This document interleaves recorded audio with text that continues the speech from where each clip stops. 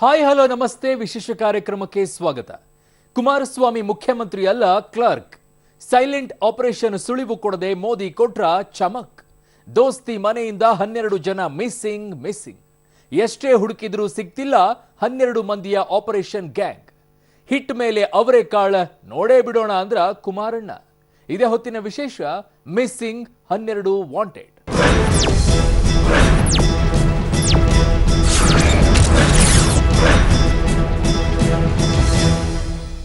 ಸಂಕ್ರಾಂತಿ ಹತ್ತಿರ ಆಗ್ತಿದ್ದ ಹಾಗೆ ದೋಸ್ತಿ ಮನೆಯಿಂದ ಒಬ್ಬೊಬ್ಬರೇ ಕಾಣೆ ಆಗ್ತಿದ್ದಾರೆ. ಹೀಗೆ ಕಾಣೆಯಾದವರು ಮರೆಯಾಗುತ್ತಿದ್ದಾರೆ. ಎಲ್ಲಿಯೂ ಕಾಣಿಸ್ತಾ ಇಲ್ಲ. ಎಲ್ಲಿದ್ದಾರೆ, ಏನು ಮಾಡ್ತಿದ್ದಾರೆ ಅನ್ನೋ ವಿಷಯವೂ ಗೊತ್ತಿಲ್ಲ. ಆದರೆ ಅವರೆಲ್ಲ ಶತ್ರು ಪಾಳ್ಯದಲ್ಲಿ ಕೂತು ದೋಸ್ತಿ ಸರ್ಕಾರ ಕೆಡವೋಕೆ ಎಲ್ಲ ತಯಾರಿ ಮಾಡ್ತಿದ್ದಾರೆ ಅನ್ನೋದು ಮಾತ್ರ ಸತ್ಯ ಎನ್ನಲಾಗ್ತಿದೆ. ಇತ್ತ ಬಿಜೆಪಿ ಶಾಸಕರೆಲ್ಲ ದೆಹಲಿಗೆ ಶಿಫ್ಟ್ ಆಗಿದ್ದಾರೆ. ಹಾಗಾದ್ರೆ ಅವರ ಗ್ಯಾಂಗ್ಗೆ ಇವರು ಸೇರ್ಕೊಂಡ್ರ? ಏನ್ ಕಥೆ? ಅಷ್ಟಕ್ಕೂ ಆ 12 ಮಂದಿ ಇರೋದಾದ್ರೂ ಎಲ್ಲಿ? ಇಲ್ಲಿದೆ ನೋಡಿ ಸ್ಟೋರಿ. ಕುಮಾರಸ್ವಾಮಿ ಮುಖ್ಯಮಂತ್ರಿ ಅಲ್ಲ ಕ್ಲರ್ಕ್. एक क्लर्क मात्र बना करके रख दिया गया है.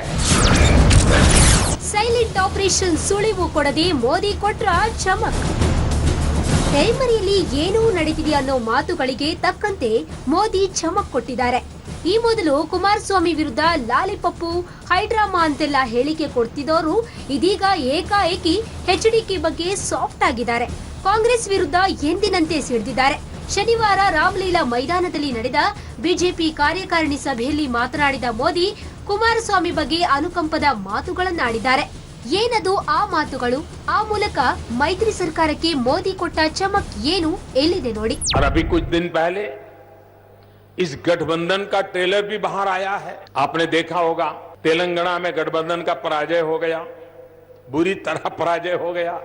और कर्नाटक में जहां गठबंधन की पहली सरकार बनी है वहां के मुख्यमंत्री क्या कह रहे हैं? कर्नाटक के मुख्यमंत्री जो गठबंधन की सरकार के मुख्यमंत्री हैं अभी तो कुछ ही महीने हुए हैं और ऐसे परेशान है वो कह रहे हैं कि उन्हें मुख्यमंत्री के बजाय एक क्लर्क मात्र बना करके रख दिया गया है. ಅಯ್ಯಯ್ಯೋ, ಇದೆಂತಹ ಮಾತು! ಛೇ, ಎಚ್ಡಿಕೆಗೆ ಕಾಂಗ್ರೆಸ್ ಈ ಪರಿಯಾಗಿ ಕಾಟ ಕೊಡ್ತಿದ್ಯಾ? ಕಾಂಗ್ರೆಸ್ ಕುಮಾರಸ್ವಾಮಿಯನ್ನ ಕ್ಲರ್ಕ್ ಆಗಿ ನಡೆಸಿಕೊಳ್ತಿದ್ಯಾ? ನಿಜಕ್ಕೂ ಅವರು ಕಾಂಗ್ರೆಸ್ನ ಒತ್ತಡಕ್ಕೆ ಬೆನ್ನುಬಾಗಿ ಹೋಗಿದ್ದಾರಾ? ಕುಮಾರಸ್ವಾಮಿಗೆ ಕೆಲಸ ಮಾಡೋಕೆ ಫ್ರೀಡಮ್ ಇಲ್ವಾ? ಮೋದಿ ಹೇಳಿದ್ದು ಕೂಡ ಇದನ್ನೇನಾ? अभी कुछ दिन पहले इस गठबंधन का ट्रेलर भी बाहर आया है.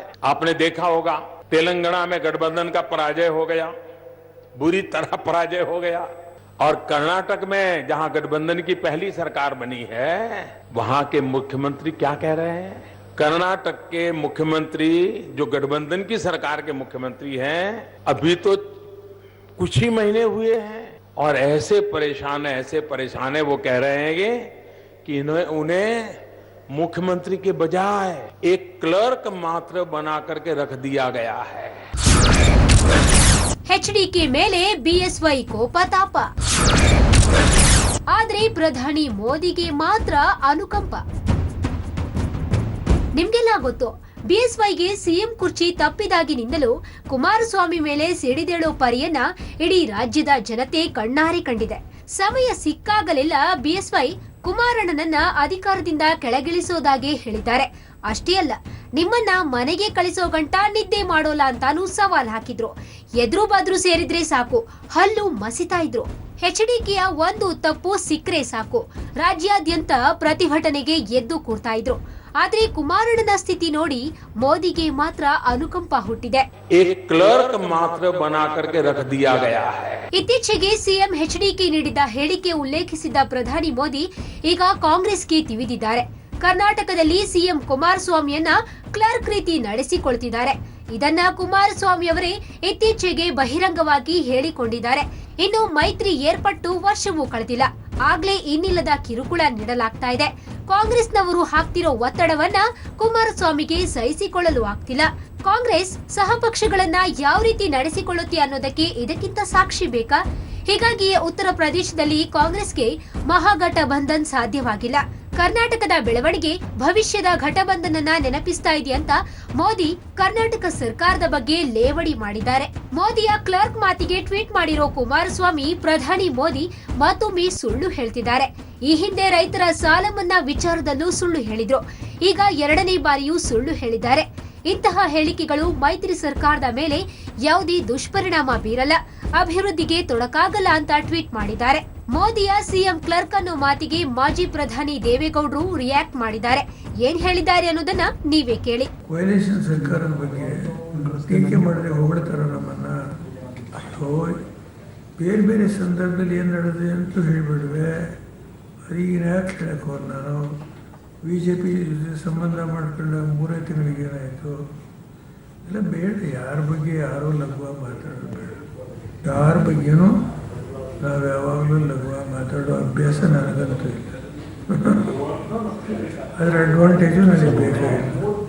ಒಟ್ನಲ್ಲಿ ಮೋದಿ ಹೀಗೆ ಏಕಾಏಕಿ ಕುಮಾರಸ್ವಾಮಿ ಮೇಲೆ ಅನುಕಂಪ ತೋರಿಸೋದು ನೋಡಿದ್ರೆ ಇದೇನೋ ಕಾಂಗ್ರೆಸ್ ಬಿಟ್ಟು ನಮ್ ಜೊತೆ ಬನ್ನಿ ಅಂತ ಹೇಳ್ತಿದಾರಾ, ಅಥವಾ ಕಾಂಗ್ರೆಸ್ ಜೊತೆ ಕೈ ಜೋಡಿಸೋ ಮಿತ್ರ ಪಕ್ಷಗಳ ಕಥೆ ಇಷ್ಟೇ ಅಂತ ಹಿಂಟ್ ಕೊಡ್ತಿದಾರಾ? ಈ ಮೂಲಕ ಮಹಾಘಟ ಬಂಧನ್ ಹೊಡೆಯೋಕೆ ಪ್ರಯತ್ನಿಸ್ತಿದಾರಾ ಗೊತ್ತಿಲ್ಲ. ಆದ್ರೆ ಮೋದಿಯ ಹೇಳಿಕೆಗೆ ಕಾಂಗ್ರೆಸ್ ನಾಯಕರು ಆಕ್ರೋಶ ವ್ಯಕ್ತಪಡಿಸಿದ್ದಾರೆ. ನೋಡಿ, ಇಲ್ಲಿ ಸಮ್ಮಿಶ್ರ ಸರ್ಕಾರ ಇದೆ. ಇಲ್ಲಂತೂ ಭಿನ್ನಾಭಿಪ್ರಾಯಗಳ ಸಹಜ. ಮತ್ತೆ ಏನೇ ವ್ಯತ್ಯಾಸ ಇದ್ರೂ ನಾವು ಸರಿಪಡಿಸ್ಕೊಳ್ತಕ್ಕಂಥ ಶಕ್ತಿ ನಮಗಿದೆ. ಮತ್ತು ನಮ್ಮ ಎಲ್ಲ ಎರಡೂ ಪಕ್ಷದ ಮುಖಂಡರು ಅದನ್ನು ಸರಿಪಡಿಸ್ಕೊಳ್ತಾರೆ. ಆದ್ರೆ ಅವ್ರ ಪಾರ್ಟಿಯಲ್ಲಿ ಯಾರಿಗೆ ಕೇಳೋದು ಇಲ್ಲ, ಯಾರ ಮಾತು ಹೇಳೋದು ಇಲ್ಲ. ಅಲ್ಲಿ ಕ್ಯಾಬಿನೆಟ್ನಾಗ ಸಹಿತ ಚರ್ಚೆನೂ ಆಗೋದಿಲ್ಲ. ಇವ್ರು ಏನು ಹೇಳ್ತಾರೋ ಅಷ್ಟೇ. ಮತ್ತು ಇಂಥವ್ರ ಬಾಯಿಂದ ಇಂಥವ್ರು ಅಡ್ವೈಸನ್ನ ನಾವು ತಗೊಳ್ತೇವೆ. ಒಬ್ಬ ಮುಖ್ಯಮಂತ್ರಿ ಬಗ್ಗೆ ಪ್ರಧಾನಮಂತ್ರಿ ಈ ತರ ಮಾತಾಡ್ತಕ್ಕಂಥದ್ದು ಸರಿಯಲ್ಲ. 5 ರಾಜ್ಯಗಳಲ್ಲಿ 5-0 ಆಯ್ತು ಬಿಜೆಪಿಗೆ. ತೋರಿಸುತ್ತೆ ಸ್ಪಷ್ಟವಾಗಿ ದೇಶದಲ್ಲಿ ಜನ ಸಾಕಪ್ಪ ಇವನ ಮಾತುಗಳು ಅಂತ ಒಂದು ತೀರ್ಮಾನಕ್ಕೆ ದೇಶದ ಜನ ಬಂದಿದ್ದಾರೆ. ಅದೆಲ್ಲ ಬಹುಶಃ ಇವರಿಗೆ ಇನ್ನೂ ಹೆಚ್ಚು ಈ ತರ ಮಾತಾಡ್ತಕ್ಕಂಥದಕ್ಕೆ ಏನು ಹತಾಶರಾಗಿ ಮಾತಾಡ್ತಕ್ಕಂಥ ಮಾತುಗಳಾಗಿದೆ. ಕರ್ನಾಟಕದ ಬಗ್ಗೆ, ಅದರಲ್ಲಿ ವಿಶೇಷವಾಗಿ ಮೈತ್ರಿ ಸರ್ಕಾರದ ಬಗ್ಗೆ, ಮಾನ್ಯ ಮುಖ್ಯಮಂತ್ರಿಗಳ ಬಗ್ಗೆ ಅವಹೇಳನಕಾರಿ ಹೇಳಿಕೆಗಳನ್ನು ಕೊಟ್ಟು ತಾವು ಏನೊಂದು ಸಂವಿಧಾನಾತ್ಮಕವಾದ ಹುದ್ದೆಯಲ್ಲಿ ಅವರಿದ್ದಾರೆ ಅದರ ಗೌರವಕ್ಕೆ ಧಕ್ಕೆ ತರ್ತಾ ಇದ್ದಾರೆ. ಮತ್ತೆ ಅಪ್ರಬುದ್ಧವಾದಂತಹ ಒಂದು ಹೇಳಿಕೆಗಳು. ಒಕ್ಕೂಟದ ವ್ಯವಸ್ಥೆಯಲ್ಲಿ ಇವತ್ತು ಮಾನ್ಯ ಮುಖ್ಯಮಂತ್ರಿಗಳಿಗೂ ಗೌರವ ಇರ್ತದೆ, ಪ್ರಧಾನಮಂತ್ರಿಗಳಿಗೂ ಗೌರವ ಇರ್ತದೆ. ಅತ್ಯಂತ ಕೆಳಮಟ್ಟದ ಹೇಳಿಕೆಗಳನ್ನು ಯಾರೂ ನಿರೀಕ್ಷೆ ಮಾಡಲಿಲ್ಲ. ಅವರ ಹೇಳಿಕೆಗಳು ಏನ್ ತೋರಿಸ್ಕೊಡ್ತವೆ ಅಂತ ಹೇಳಿದ್ರೆ ಕರ್ನಾಟಕದಿಂದ ಅವರಿಗೆ ಒಂದು ಭಯ ಶುರು ಆಗಿದೆ. ಅದು ನಮಗೂ JDSಗೂ ಸಂಬಂಧಪಟ್ಟಂತ ವಿಚಾರ. ಮೋದಿ ಅವ್ರಿಗೆ ಏನು ಸಂಬಂಧ? ಅದು ಯಾರು ಅವ್ರು ಯಾರು ಹೇಳಕ್ಕೆ? ಮೋದಿ ಅವ್ರಿಗೆ ಏನು ಗೊತ್ತಿಲ್ಲ, ಪಾಪ ಅವ್ರಿಗೆ ಏನು ಗೊತ್ತಿಲ್ಲ. ಮೋದಿಗೆ ಏನು ಗೊತ್ತು? It does know anything. Coalition government ಇರೋದು it is between JDS and Congress. ಅವ್ರಿಗೇನು ಕೆಲಸ ಕಸ್ಬೇನು? ಅವ್ರದ್ದೇನು ಇದು ಎತ್ಕಟ್ಟಕ್ಕೆ JDSನವ್ರು ನಮ್ಮ ಮೇಲೆ. ದೋಸ್ತಿ ಮನೆಯಿಂದ 12 ಜನ ಮಿಸ್ಸಿಂಗ್. ಎಷ್ಟೇ ಹುಡುಕಿದ್ರೂ ಸಿಕ್ತಿಲ್ಲ 12 ಮಂದಿಯ ಆಪರೇಷನ್ ಗ್ಯಾಂಗ್. ಹಿಟ್ ಮೇಲ್ ಅವರೇ ಕಾಳ್ ನೋಡೇ ಬಿಡೋಣ ಅಂದ್ರ ಕುಮಾರಣ್ಣ. ಒಂದ್ ರೀತಿಯಲ್ಲಿ ಮೈತ್ರಿ ಸರ್ಕಾರದ್ದು ದಿನೇ ದಿನೇ ತಂತಿ ಮೇಲಿನ ನಡಿಗೆ ಅಂತಾಗಿದೆ. ಇತ್ತ ಕುಮಾರಸ್ವಾಮಿ ಸರ್ಕಾರ ಸುಭದ್ರ ಅಂದ್ರು ಅತ್ತಾಗೆ ಮಾತ್ರ ದೋಸ್ತಿ ಮನೆಯಿಂದ ಒಬ್ಬೊಬ್ರೆ ಕಾಣೆಯಾಗ್ತಿದ್ದಾರೆ. ಎಲ್ಲಿ ಹುಡುಕಿದ್ರೂ ಸಿಗ್ತಾ ಇಲ್ಲ.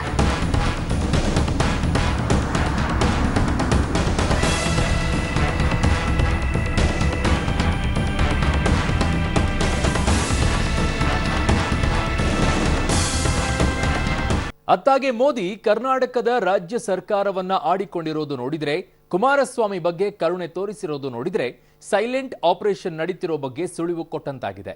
ಏನನ್ನೂ ಹೇಳದೆ ಕಾಂಗ್ರೆಸ್ ಕಾಲೆಳೆದು ಮೋದಿ ಚಮಕ್ ಕೊಟ್ಟಿದ್ದಾರೆ. ಮಹಾಗಠಬಂಧನ ಹಿಯಾಳಿಸಿದ್ದರ ಹಿಂದೆ ಇದೆಯಾ ಬಿಜೆಪಿ ಆಪರೇಷನ್ನ ಕರಿನೆರಳು? ಅಷ್ಟಕ್ಕೂ ದೋಸ್ತಿ ಮನೆಯಿಂದ ನಾಪತ್ತೆಯಾದವರು ಮೋದಿ ಕಣ್ಗಾವಲಿನಲ್ಲೇನಾದ್ರೂ ಇದಾರಾ? ಯಾರವರು? ಎಲ್ಲಿದೆ ನೋಡಿ ಡೀಟೇಲ್ಸ್. 104 ಶಾಸಕರು ದಿಲ್ಲಿಯ ವಾರ್ ರೂಮ್ನಲ್ಲಿ.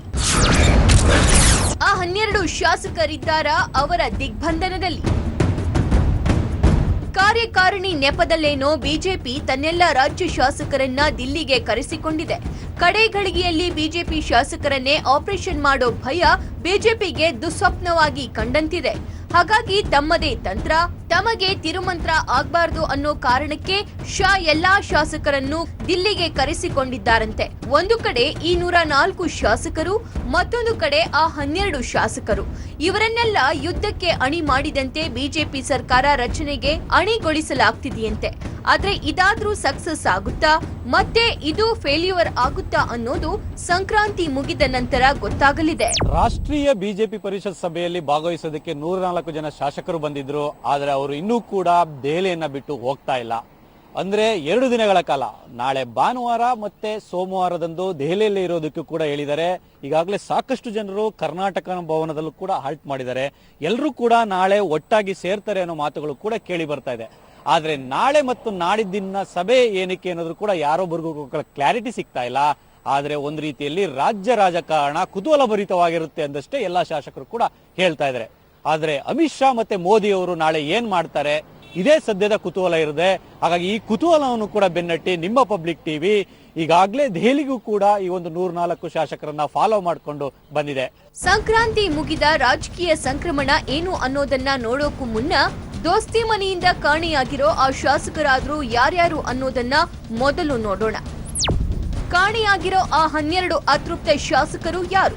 ಬಳ್ಳಾರಿ ಜಿಲ್ಲೆಯಲ್ಲಿ 3, ಬೆಳಗಾವಿ ಜಿಲ್ಲೆಯಲ್ಲಿ 4, ಹಾವೇರಿ ಮತ್ತು ರಾಯಚೂರು ಜಿಲ್ಲೆಯಿಂದ ತಲಾ ಒಬ್ಬೊಬ್ಬ ಶಾಸಕರು, ಇನ್ನೂ 3 ಶಾಸಕರು ರಹಸ್ಯವಾಗಿ ಆಪರೇಷನ್ ನಡೆಸ್ತಾ ಇದ್ದಾರೆ ಅನ್ನೋ ಮಾಹಿತಿ ದೆಹಲಿಯಿಂದ ಬೆಂಗಳೂರಿಗೆ ರೀಚ್ ಆಗಿದೆ.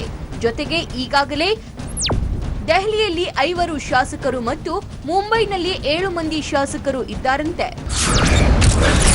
ಸಂಕ್ರಾಂತಿ ಬಳಿಕ ಆಪರೇಷನ್ ಕಮಲದ ಕ್ರಾಂತಿ.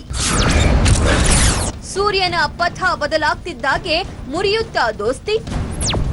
ಒಟ್ಟು 12 ಶಾಸಕರು ಬಿಜೆಪಿಯ ಸಂಪರ್ಕದಲ್ಲಿದ್ದು, ಅವರೆಲ್ಲ ಸೂರ್ಯ ತನ್ನ ಪಥ ಬದಲಿಸಿದ ನಂತರ ತಮ್ಮ ರಾಜಕೀಯ ದಿಕ್ಕುಗಳನ್ನ ಬದಲಿಸಲು ನಿರ್ಧರಿಸಿದ್ದಾರಂತೆ. ಅಷ್ಟಕ್ಕೂ ಬಿಜೆಪಿ ಸಂಪರ್ಕದಲ್ಲಿರುವವರೆಲ್ಲ ಉತ್ತರ ಕರ್ನಾಟಕ ಭಾಗದ ಶಾಸಕರು ಎನ್ನಲಾಗ್ತಾ ಇತ್ತು. ಅವರೆಲ್ಲ ಸಂಕ್ರಾಂತಿ ಮುನ್ನ ಯಾವ ನಿರ್ಣಯಗಳು ಕೈಗೊಳ್ಳೋದಿಲ್ವಂತೆ. ಹಾಗಾಗಿ ಸಂಕ್ರಾಂತಿ ಪೂಜೆ ಆಗ್ತಿದ್ದಾಗೆ ತಮ್ಮ ಪಥಗಳನ್ನ ಬದಲಿಸಿಕೊಳ್ಳಲು ನಿರ್ಧರಿಸಿದ್ದು, ಸಂಕ್ರಾಂತಿ ಬಳಿಕ ರಾಜ್ಯ ರಾಜಕೀಯದಲ್ಲಿ ಭಾರಿ ಬದಲಾವಣೆಯ ಗಾಳಿ ಬೀಸಲಿದೆ ಅನ್ನೋ ಮಾತುಗಳು ಹಾರಾಡ್ತಾ ಇದೆ. ಜನವರಿ 14ರೊಳಗೆ ಬಿಜೆಪಿಯು ಫುಲ್ ಬ್ಯುಸಿ. ಒಳಗೊಳಗೆ ನಡೀತಿರೋದು ಸತ್ಯ ಪಿತೂರಿ. ಸದ್ಯ ಈಗಾಗಲೇ ಆಪರೇಷನ್ ಮಾಡೋಕ್ಕಾಗಲಿ, ದೋಸ್ತಿ ಸರ್ಕಾರ ಉರುಳಿಸೋಕ್ಕಾಗಲಿ ಬಿಜೆಪಿ ಬಳಿ ಟೈಮ್ ಇಲ್ಲ, ಮುಹೂರ್ತವೂ ಇಲ್ಲ. ಹಾಗಾಗಿ ಎಲ್ಲವೂ ಸಂಕ್ರಮಣದ ನಂತರಕ್ಕೆ ಪೋಸ್ಟ್ಪೋನ್ ಮಾಡಿದ್ದಾರೆ. ಅಲ್ಲದೆ ಸಂಕ್ರಾಂತಿ ಮುನ್ನ ಯಾವ ಕೆಲಸಕ್ಕೂ ಕೈ ಹಾಕದ ಕಾಂಗ್ರೆಸ್ನ ಅತೃಪ್ತ ಶಾಸಕರ ಭಾವನೆಗಳಿಗೆ ಒತ್ತು ನೀಡಿದ್ದಾರೆ. ಜೊತೆಗೆ ಇದೇ ಶನಿವಾರದಿಂದ ಸೋಮವಾರದವರೆಗೆ ಕಾರ್ಯಕಾರಿಣಿ ಹಾಗೂ ಸಂಸದರ ಮೀಟಿಂಗ್ ನಡೆಯಲಿದೆ. ಇದೇ ಹೊತ್ತಲ್ಲೇ ಒಂದು ಮಹತ್ವದ ನಿರ್ಣಯ ಜಾರಿಯಾಗಲಿದೆಯಂತೆ. BJP 104, Congress 80, JDS 37. ಸಂಖ್ಯೆ ಆಗಲಿದೆಯಾ ಅದಲು ಬದಲು? ಸದ್ಯ ಬಿಜೆಪಿಯಲ್ಲಿ 104 ಶಾಸಕರಿದ್ರೆ ಕಾಂಗ್ರೆಸ್ 80 ಹಾಗೂ ಜೆಡಿಎಸ್ 37 ಶಾಸಕರನ್ನ ಹೊಂದಿದೆ. ಈಗ ನಡೀತಾ ಇರೋ ಡಿಸ್ಕಸ್ಸು, ಆಪರೇಷನ್ನು, ಸರ್ಕಸ್ಸು ಎಲ್ಲ ನೋಡಿದ್ರೆ ಮಕರ ಸಂಕ್ರಮಣದ ಬಳಿಕ ಈ ಸಂಖ್ಯೆಗಳೆಲ್ಲ ಅದಲು ಬದಲಾಗಿ ಹೋಗಲಿದೆ ಅಂತ ಹೇಳಲಾಗ್ತಾ ಇದೆ. ಇನ್ನು ಪಕ್ಷೇತರ ಶಾಸಕರು ಯಾವಾಗ ಯಾರ ಕಡೆ ವಾಲ್ತಾರೆ ಅನ್ನೋದು ಕೂಡ ಗೊತ್ತಿಲ್ಲ. ಒಟ್ನಲ್ಲಿ ಈ ಎಲ್ಲಾ ಸಮಸ್ಯೆಗಳು ಎಲ್ಲವೂ ರಿಮಿಕ್ಸ್ ಆಗಿ ಕಿಚಡಿ ಸರ್ಕಾರ ಹೋಗಿ ಒಂಟಿ ಸರ್ಕಾರ ಬರುತ್ತೆ ಅನ್ನೋದು ಶಾಸಕರುಗಳ ಬಾಯಲ್ಲಿ ಓಡಾಡ್ತಾ ಇರೋ ಮಾತು.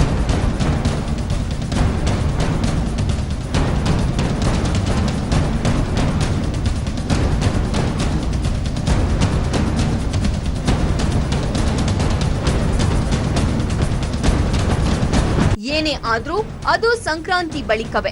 ಮಕರ ಸಂಕ್ರಮಣ ಮುಗಿತಿದ್ದ ಹಾಗೆ ರಾಜ್ಯ ರಾಜಕಾರಣದಲ್ಲಿ ಅಂದುಕೊಳ್ಳದ ಮಟ್ಟಿಗೆ ಡೆವಲಪ್ಮೆಂಟ್ಗಳು ನಡೆಯಲಿವೆ ಅನ್ನೋ ಮಾತುಗಳು ಕಿವಿ ತಾಕುತ್ತಿವೆ. ಮತ್ತೊಂದು ರಾಜಕೀಯ ಇತಿಹಾಸಕ್ಕೆ ಈ ಸಂಕ್ರಾಂತಿ ಮುನ್ನುಡಿ ಬರೆಯಲಿದೆಯಾ? ಸೂರ್ಯನ ಪಥ ಬದಲಾಗ್ತಿದ್ದ ಹಾಗೆ ರಾಜ್ಯ ರಾಜಕಾರಣದ ದಿಕ್ಕೆ ಬದಲಾಗಿ ಹೋಗಲಿದೆಯಾ? ಯಾರು ಯಾವ ಕಡೆ ಹಾರಲಿದ್ದಾರೆ? ಅವರಲ್ಲಿಗೆ ಬರ್ತಾರಾ? ಇವರು ಅಲ್ಲಿಗೆ ಹೋಗ್ತಾರಾ? ಎಲ್ಲವೂ ಅಯೋಮಯ ಅನ್ನೋ ಹಾಗಾಗಿದೆ.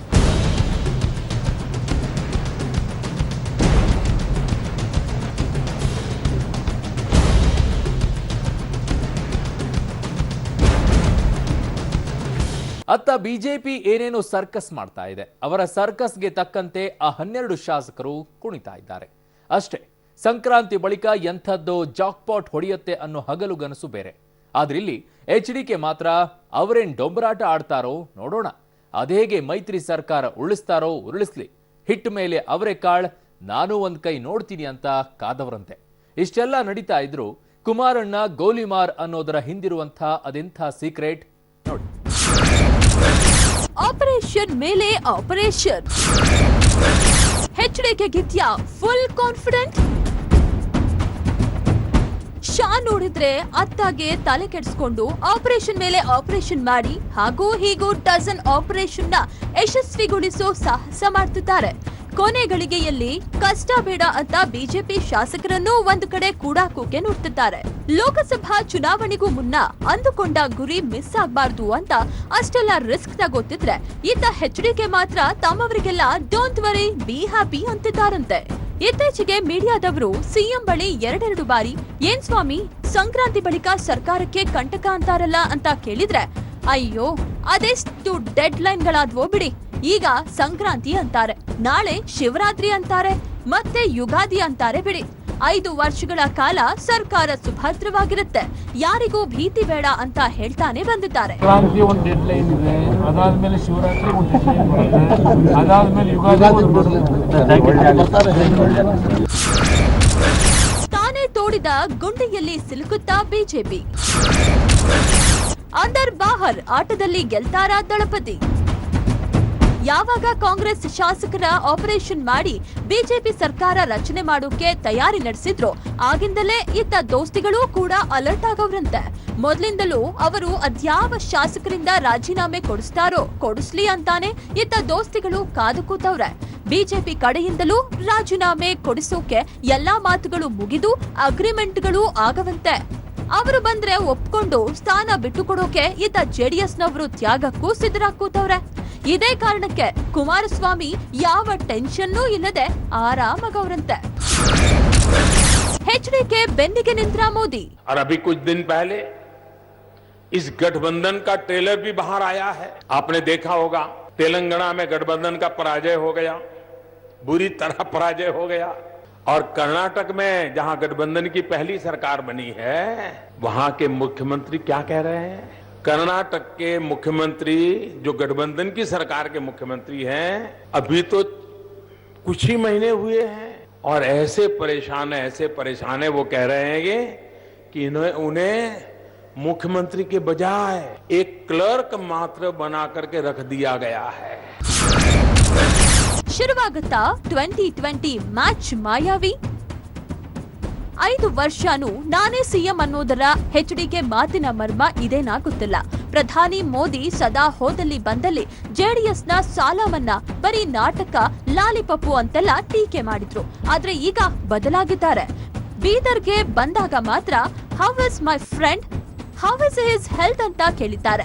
ಇನ್ನು ಮೊನ್ನೆ ಗೌಡ್ರಿಗೂ ಫೋನ್ ಮಾಡಿ, ಹಲೋ ಗೌಡ್ರೆ, ನಾನ್ ಮೋದಿ ಅಂದ ಒಂದಷ್ಟು ಮಾತುಕತೆನೂ ನಡೆಸಿದ್ರಂತೆ. ಇನ್ನು ಶನಿವಾರ ಕೂಡ ಬಿಜೆಪಿ ಕಾರ್ಯಕಾರಿಣಿ ಸಭೆಯಲ್ಲೂ ಕುಮಾರಸ್ವಾಮಿಯನ್ನ ಕ್ಲರ್ಕ್ ತರ ನಡ್ಸ್ಕೋತಿದ್ದಾರೆ ಅಂತ ಸಿಂಪತಿ ತೋರಿಸಿದ್ದಾರೆ. ಇದೆಲ್ಲದರ ಹಿಂದಿನ ಮರ್ಮವೇನು? 5 ವರ್ಷಕ್ಕೂ ನಾನೇ ಸಿಎಂ ಅನ್ನೋ HDK ಮಾತಿನ ತಿರುಳು ಇಲ್ಲಿದ್ಯಾ? ಮತ್ತೆ 2020 ಮ್ಯಾಚ್ ನ ಸುಳಿವು ಇಲ್ಲಿದ್ಯಾ? ಯಾವುದೂ ಸ್ಪಷ್ಟವಿಲ್ಲ, ಎಲ್ಲವೂ ಅಸ್ಪಷ್ಟ.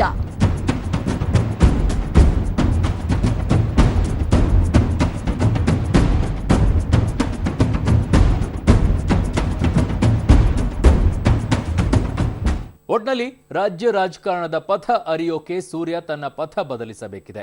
ಮಕರ ಸಂಕ್ರಮಣದ ಬಳಿಕವಷ್ಟೇ ರಾಜಕಾರಣದ ಸಂಕ್ರಮಣದ ಬಗ್ಗೆ ಕ್ಲಿಯರ್ ಪಿಕ್ಚರ್ ಸಿಗಲಿದೆ. ಅದೇನೇ ಆಗಲಿ, ವರ್ಷದ ಮೊದಲ ಹಬ್ಬವಾದ ಸಂಕ್ರಾಂತಿ ನಮ್ಮ ರಾಜಕಾರಣಿಗಳ ಪಾಲಿಗೆ ಬೆಲ್ಲಕ್ಕಿಂತ ಎಳ್ಳೆ ಹೆಚ್ಚಾದಂತಿದೆ. ಇದೇ ಹೊತ್ತಿನ ವಿಶೇಷ. ನೆನಪಿರ್ಲಿ, ನ್ಯೂಸ್ ಅಂದ್ರೆ ಪಬ್ಲಿಕ್ ಟಿವಿ.